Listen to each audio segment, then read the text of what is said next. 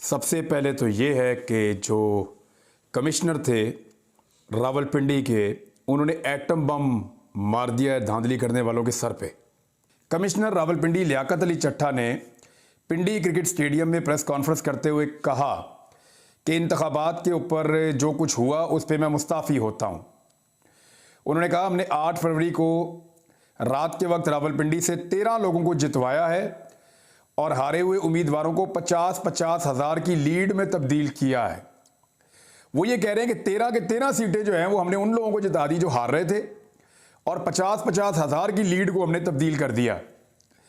फिर उन्होंने कहा मैंने रावलपिंडी डिवीज़न में नाइंसाफ़ी की है। प्रेशर की वजह से आज सुबह फजर की नमाज के बाद मैं खुदकुशी करने की मैंने कोशिश की। फिर सोचा हराम की मौत मैं क्यों मरूं, क्यों ना सब कुछ अवाम के सामने रखूं। लियाकत अली चट्टा का कहना था कि मुझे रावलपिंडी कचहरी चौक में फांसी देनी चाहिए। मैं रावलपिंडी डिवीज़न में इंतखाबी धांधली की जिम्मेदारी कबूल करता हूं और अपने आप को पुलिस के हवाले करता हूं। मुल्क की पीठ में मैंने जो छुरा घोंपा है वो मुझे सोने नहीं देता। मैं सुकून की मौत मरना चाहता हूं और मुझे जुल्म की सज़ा मिलनी चाहिए। मेरे साथ चीफ इलेक्शन कमिश्नर और दीगर को भी सजाएं दी जाएं। कमिश्नर रावलपिंडी ने बताया कि हमने रावलपिंडी डिवीज़न की 13 कौमी असम्बली की सीटों पर हारे हुए लोगों को जितवाया। अपने मातहत रिटर्निंग ऑफिसर से मादरत चाहता हूं। जब मैंने उन्हें कहा कि आपने गलत काम करना है तो वो बेचारे रो रहे थे। मेरे मातहत ये काम नहीं करना चाह रहे थे। लियाकत अली चट्टा ने कहा कि चीफ जस्टिस और चीफ इलेक्शन कमिश्नर धांधली के इस जुर्म में शरीक हैं। 70,000 लीड वाले आज़ाद उम्मीदवारों को जाली मोहरें लगाकर हराया गया। मामले की सारी जिम्मेदारी कबूल करता हूं। मुझे फांसी दी जाए। पाकिस्तान तोड़ने के जुर्म में मैं शरीक नहीं हो सकता। हो सकता है जो बातें इन्होंने की हैं वो बिल्कुल सच हैं, लेकिन चंद सवालात पैदा होते हैं, वो मैं आपके सामने रख देता हूं। नंबर 1, ये जो कमिश्नर साहब ने बातें की हैं, इन्होंने ये तो नहीं बताया कि दबाव किसने डाला इन पे। यानी ये तो ये बता रहे हैं कि मैं बहुत दबाव में था, लेकिन दबाव किसने डाला ये नहीं बताया। यानी अगर कोई आदमी सुबह के वक्त खुदकुशी कर रहा है और कोई आदमी अपनी हर चीज दांव पर लगा रहा है, फांसी लेने को तैयार है, तो फिर वो आधा सच क्यों बोलेगा? ये नुक्ता अपने जहन में आप रखिएगा। दूसरी बात, इस शख्स को गिरफ्तार कर लिया गया है। मुबैना तौर पे कुछ लोग कह रहे हैं, एक तो इनके रिश्तेदार जो हैं वो बड़े अहम ओहदों के ऊपर हैं, निगरान हुकूमत में भी हैं, और कुछ लोग कह रहे हैं कि ज़हनी मरीज हो गए हैं। ये सब अपनी अपनी बातें करेंगे, लेकिन माजिद निज़ामी साहब ने एक ट्वीट किया इनके बारे में। उन्होंने कहा कि डिप्टी कमिश्नर रावलपिंडी हसन वकार चीमा के वालिद वकार चीमा साहब मुस्लिम लीग नून के टिकट पर वजीराबाद से MPA का इलेक्शन जीते हैं। और ये एक डेवलपमेंट आप अपने जहन में रखें। इनके भाई जो हैं वो निगरान हुकूमत का हिस्सा हैं। इनके वालिद जो हैं वो नून लीग के टिकट के ऊपर इलेक्शन जीतकर MPA बने हैं वजीराबाद से, और वो भी धांधली के साथ बने हैं।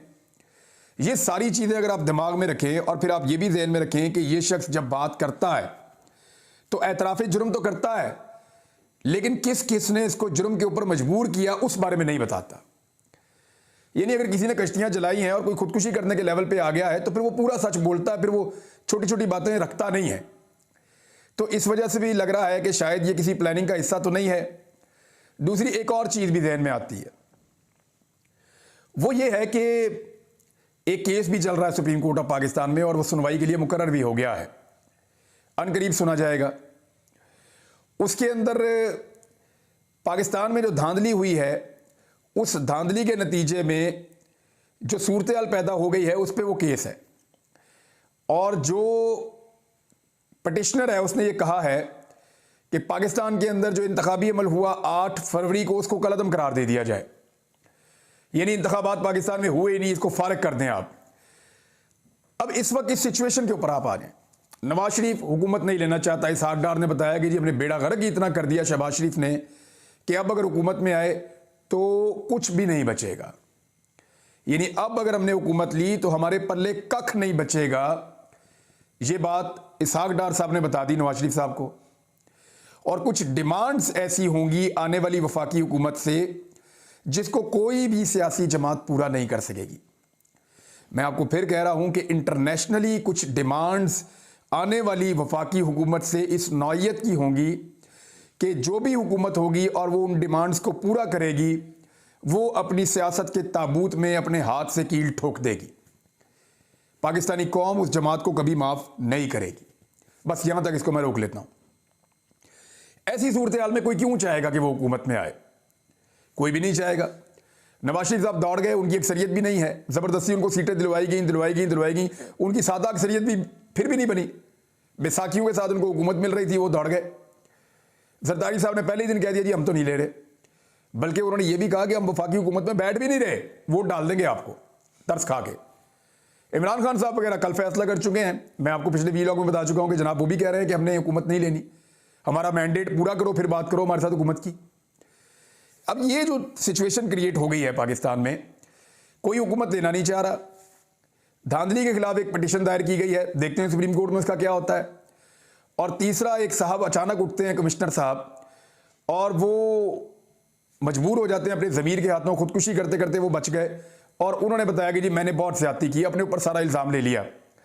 लेकिन उन्होंने ये भी नहीं बताया कि उनके ऊपर जो दबाव आया, नवाज शरीफ ने डाला, इलेक्शन कमीशन ने डाला, किसी और इदारे ने, कहाँ से उनके ऊपर दबाव आया, वो बताने से कासिर रहे। इस लेवल पे आके भी, आखिरी पॉइंट पे आके जहां वो मौत के किनारे पे खड़े थे, वहां भी उन्होंने नहीं बताया।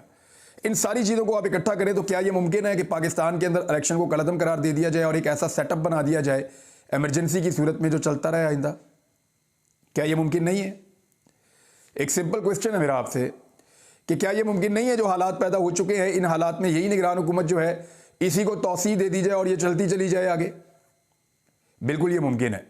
देखिए PMLN तो ये सोच रही है ना, उनको तो दाव लगा हुआ, वो कह रहे हैं जी मरियम नवाज को वज़ीर आला पंजाब बना देंगे, वफाकी हुकूमत PTI के गले में डाल देते हैं।